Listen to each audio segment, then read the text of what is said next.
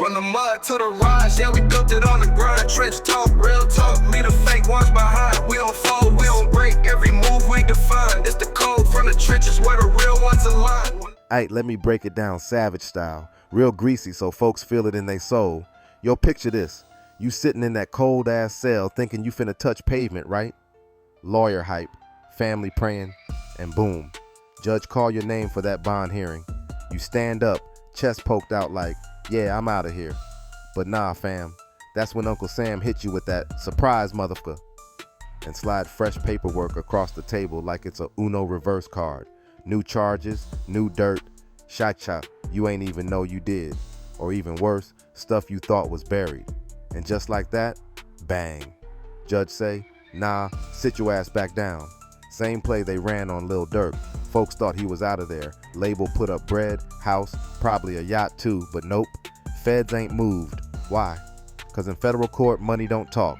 Indictments do. Bond hearings? Just a little court charade so they look fair on paper. But behind closed doors, the DA already wrote the ending. You just there to watch the trailer. Now let's talk Bricc Baby. Oh man, this ain't just a crash out. This a slow motion car wreck on live TV. At first folks was 50-50 like, nah, he's solid, or maybe not. But now, that paperwork singing like it joined the Temptations. Feds got wiretaps, timestamps, even gun smoke receipts. They say this man was out here busting shots in a business lot like it was GTA in July 2022. Then again in 2023, got heaters and clips all over his crib. And mind you, dude already got 5 strikes, 2010, 2012, 2014, 2016, and 2020. Bro got felonies like he collecting Pokemon badges. Let's keep it a stack. He out here treating prison like a timeshare. 2 years out, back in, rinse, repeat. Like crime ain't even his hustle, it's his hobby. And now, the streets whispering he might be singing soprano for the feds. Ain't no more maybe he real talk. Nah, now it's yo. What's up with dude in Adam 22? What kind of circus is No Jumper really running? It's 2022, and Mr. Brick for Brains out here in a parking lot claiming 3 dudes tried to stick him up. Instead of tucking his chain and keeping it pushing, this fool turns into John Wick with a felony record, starts letting the metal sing like he forgot he got more stripes than a Foot Locker wall. And you already know, if you got a jacket thicker than a Chicago winter, you ain't supposed to be touching no heat under any condition. Ain't no but they was trying to rob me clause in the law, bro. You're a felon, sit down. But wait, it get better. 2023 come around and 12 pull up to his crib like Amazon Prime with the overnight raid. They search the spot and boom, now they find an AK-47 sitting pretty like a coffee table centerpiece. Man got more artillery than a war zone and still walking around like he bulletproof in court. Now this where it gets spooky, cause Wack been throwing shade since day one, saying, yo, how this dude keep beating the feds with open gun cases and a rap sheet longer than a CVS receipt? And every time, Bricc Baby ducked the smoke like a ninja in a trap house. Won't answer straight, just drop subliminals, throw out the I ain't never snitched line like it's a mixtape. But real ones peep the play. Ain't nobody beating gun charges with an AK, a felony record, and no Fed time, unless they cutting deals in the dark. Then March 2024 roll in, and Brick ain't laying low. Nah, he wildin' again, this time at his job, crashing out like he got no brakes, threatening folks face to face and online, swinging on security like he in WWE. Then he straight up admits he had another burner on him, like, bruh, what are you doing?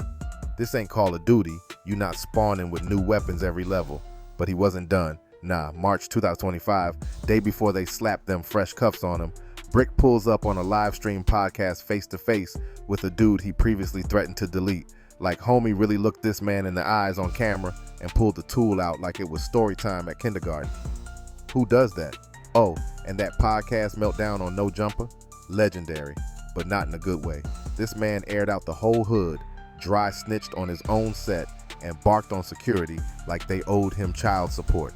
He was dropping names, locations, alleged street missions, all with a mic in front of his face and the internet tuned in like it was the Super Bowl. That ain't street, that's straight stupid. Real talk. This is why gangster business don't belong online. You get mad, hop on camera, and start confessing like you on a Lifetime movie. Now the feds got timestamps, audio, facial expressions, and your IP address. Congrats, you just made their job easy. So after going viral for dry snitching on himself like he was begging for a Netflix documentary, you think Bricc would chill, right?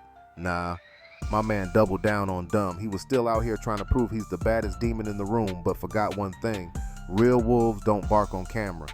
But Bricc, he was screaming, foaming at the mouth, swearing he was cut like that, all while being mic'd up and surrounded by cameras. Straight fed buffet vibes. Now let's talk that wild no jumper episode with loose cannon.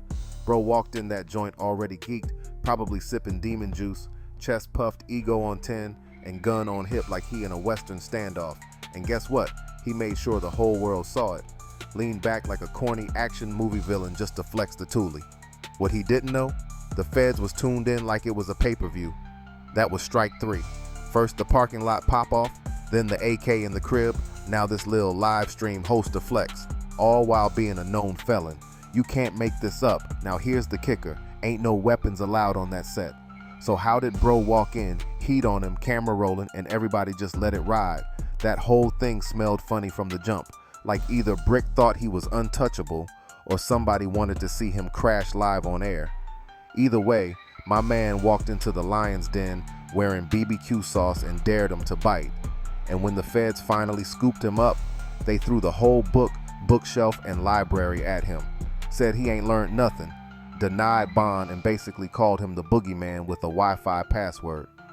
But hold up, it gets worse.